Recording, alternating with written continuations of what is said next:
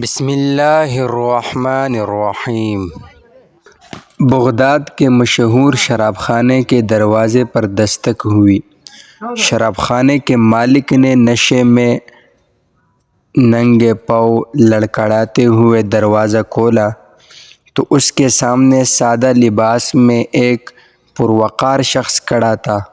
مالک نے اکتائی لہجے میں کہا، معذرت چاہتا ہوں، سب ملازم جا چکے ہیں، یہ شراب خانہ بند کرنے کا وقت ہے، آپ کل آئیے گا۔ اس سے پہلے کہ مالک واپس پلٹتا، اجنبی نے اس کے کندھے پر ہاتھ رکھ کر کہا، مجھے بشر بن حارث سے ملنا ہے، اس کے نام بہت اہم پیغام ہے۔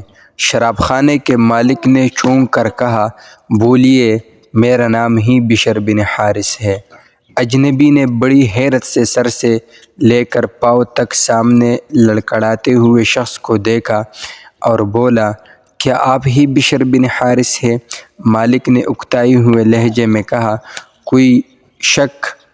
اجنبی نے آگے بڑھ کر اس کے ہاتھوں کو بوسہ دیا اور بولا، سنو بشر بن حارث، خالق ارض و سما نے مجھے کہا ہے کہ میرے دوست بشر بن حارث کو میرا سلام عرض کرنا اور کہنا، جو عزت تم نے میرے نام کو دی تھی وہی عزت رہتی دنیا تک تمہارے نام کو ملے گی۔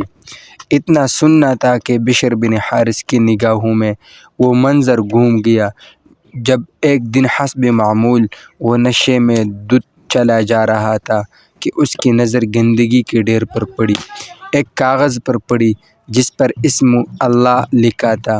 بشر نے کاغذ کو بڑے احترام سے چوما، صاف کر کے خوشبو لگائی اور پاک جگہ رکھ دیا اور کہا، اے مالک عرش عظیم، یہ جگہ تو بشر کا مقام ہے، تمہارا نہیں۔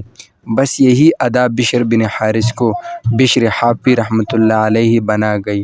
جس وقت آپ کو یہ پیغام ملا، آپ اس وقت ننگے پاؤں تھے اور پھر آپ نے ساری زندگی ننگے پاؤں گزار دی۔ آپ جن گلیوں سے گزرتے تھے ان گلیوں میں چوپائی بھی پیشاب نہیں کرتے تھے کہ آپ کے پاؤں گندے نہ ہوں۔ وہی بشر حافی رحمۃ اللہ علیہ جس کے متعلق اپنے وقت کے امام احمد بن حنبل رحمہ اللہ علیہ فرمایا کرتے تھے، لوگوں، جس کو اللہ احمد بن حنبل رحمۃ اللہ علیہ مانتا ہے، بشر حافی رحمۃ اللہ علیہ اسے پہچانتا ہے۔ کوشش کرے کہ کہیں اخبار یا کاغذ کے کسی ٹکڑے پر اللہ پاک یا نبی پاک صلی اللہ علیہ وسلم یا مقدس ہستیوں کا نام نظر آئے تو اسے کسی پاک جگہ پر رکھا کرے۔